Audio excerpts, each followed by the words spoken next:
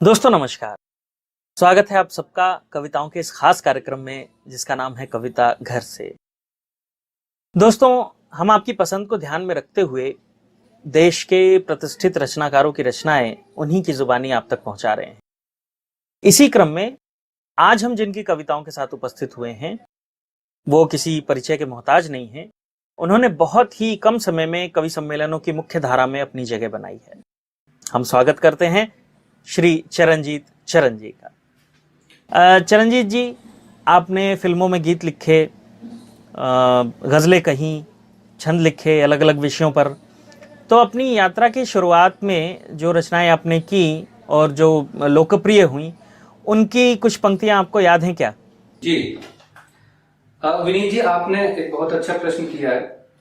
कविता घर से जो आप कार्यक्रम चला रहे हैं, सबसे पहले तो मैं आपको मुबारकबाद देना चाहता हूँ, क्योंकि क्रिएटिव लोगों के लिए बड़ा जरूरी है कि वो घर पे जब तक हैं उनकी क्रिएटिविटी कंटिन्यू रहे। तो ये जो काम आप कर रहे हैं उसके लिए सबसे पहले तो मैं आपको मुबारकबाद दूं, ताकि हम जैसे लोग अपनी क्रिएटिविटी को जिंदा रख पा रहे हैं और कुछ सुनाने का, कहने का किसी भी माध्यम से मौका मिल रहा है। तो जहां तक मेरी यात्रा के विषय में आपने प्रश्न किया है, 2008 का ये वाकया है, लगभग 12 साल हो गए। उस पीरियड में मैंने कुछ छंद लिखे थे और उनको मंच तक आते आते 1 साल लग गया। 2009 में कहिएगा कि मैं मेन स्ट्रीम में मुझे आने का सौभाग्य मिला, और जिन कविताओं से, जिन छंदों से मैं मेन स्ट्रीम का हिस्सा बना, तो मैं चाहता हूं कि 4-5 छंद उसमें से आपके सुनने वालों तक पहुंचा दूं। जरूर। तो मैं उसी से शुरू करता हूँ। जी, स्वागत है। कि हौले हौले ख्वाहिशों की उम्र बढ़ने लगी तो दिल में जवान कितने ही ख्वाब हो गए। वाह। हौले हौले ख्वाहिशों की उम्र बढ़ने लगी तो दिल में जवान कितने ही ख्वाब हो गए, और वक्त की शिकायतों पे रब की इनायतें थी, हमने जो देखे सपने गुलाब हो गए। हमने जो देखे सपने गुलाब हो गए, कि दुनिया ने रख दिए पग पग पे सवाल, फिर भी इरादे सभी लाजवाब हो गए। फिर भी इरादे सभी लाजवाब हो गए, और जिंदगी में और तो वसीला कुछ भी नहीं था, माने दी दुआएं हम कामयाब हो गए। माने दी दुआएं हम कामयाब हो गए। और इसी सीरीज का एक बहुत खूबसूरत छंद जो मुझे आमतौर पर बहुत पसंद है, कि खूबसूरती किसी इमारत के गमलों की जैसे और भी निखरती है काट छांट से। कि खूबसूरती किसी इमारत के गमलों की जैसे और भी निखरती है काट छांट से। हमसे ये बार बार बोलते हैं संस्कार, प्यार फैलता है अपनों में बरबांट से। प्यार फैलता है अपनों में बरबांट से, कि हौले हौले घूट घूट दिल में उतरती है। हौले हौले घूट घूट दिल में उतरती है, जल की सुगंध जैसे मिट्टी वाले माट से। कि जल की सुगंध जैसे मिट्टी वाले माट से, हमने सही है इसलिए हम जानते हैं, जिंदगी संवरती बुजुर्गों की डांट से। जिंदगी संवरती बुजुर्गों की डांट से। और एक छंद मैं आपको सुनाऊं, इसमें बड़ा खूबसूरत है कि तितली के टूटे हुए पंख, सीपियों के शंख और किसी फटे हुए चित्र की निशानियां। कि तितली के टूटे हुए पंख, सीपियों के शंख और किसी फटे हुए चित्र की निशानियां, सपनों में सजते हुए वो शीशे के महल और उन महलों में राजा और रानियां। के रात दिन बेशुमार जिंदगी की रफ्तार, लेके कहां आ गई ये हमको जवानियां। कि लेके कहां आ गई ये हमको जवानियां, और किसको पता है ओढ़ के उदासी जाने किस कोने में पड़ी हुई है दादी और नानियां। कोने में पड़ी हुई है दादी और नानियां।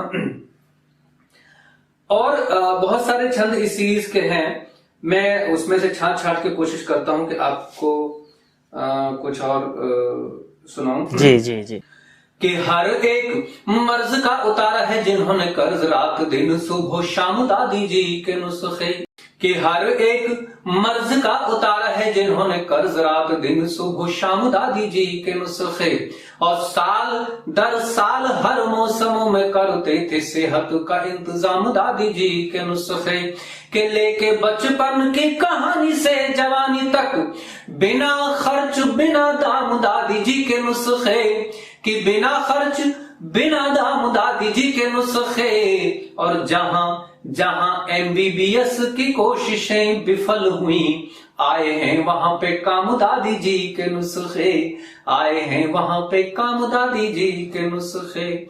और इस सीरीज में एक और खूबसूरत छंद मैं आपको सुनाऊं कि इन 15-20 सालों के अंदर हमारे समाज में जो एक बेसिक परिवर्तन आया है, उससे मैं कहीं ना कहीं बहुत आहत रहता हूं। और वो परिवर्तन कुछ पंक्तियों के माध्यम से मैं आपके श्रोताओं को सुनाना चाहता हूं कि ये जो परिवर्तन हम महसूस कर रहे हैं, ये आने वाली पीढ़ियों के लिए बहुत घातक हो सकता है कि अगर हमने इस वक्त भी इस चीज को, इस परिवर्तन को महसूस नहीं किया तो। वो परिवर्तन क्या है वो आपको सुनाता हूं।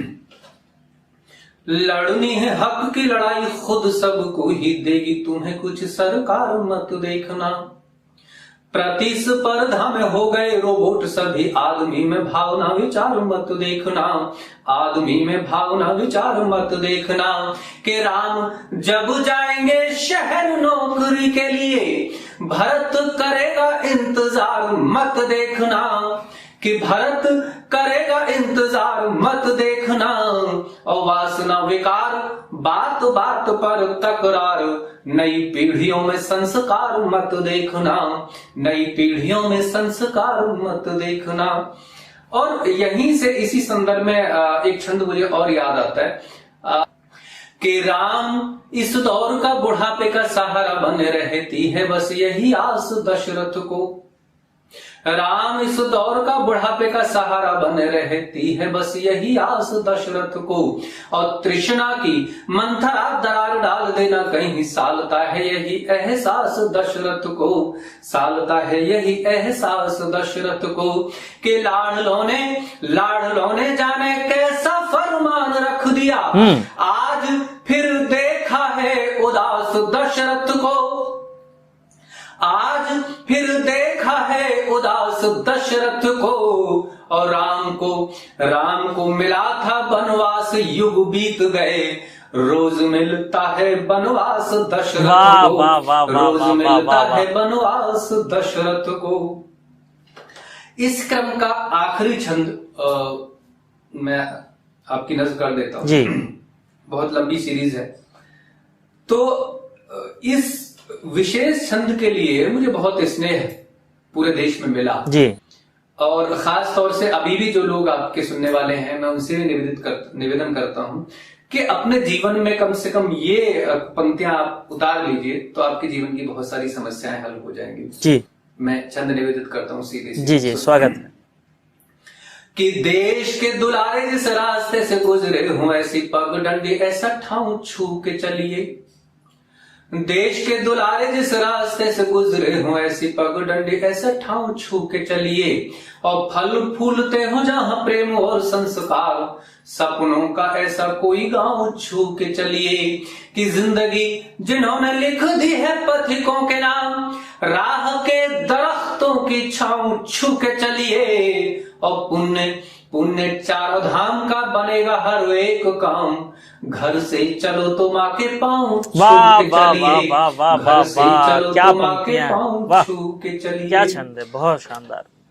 तो नहीं, बहुत ही शानदार आपने छंद सुनाए, बहुत खूबसूरत छंद सुनाए हैं।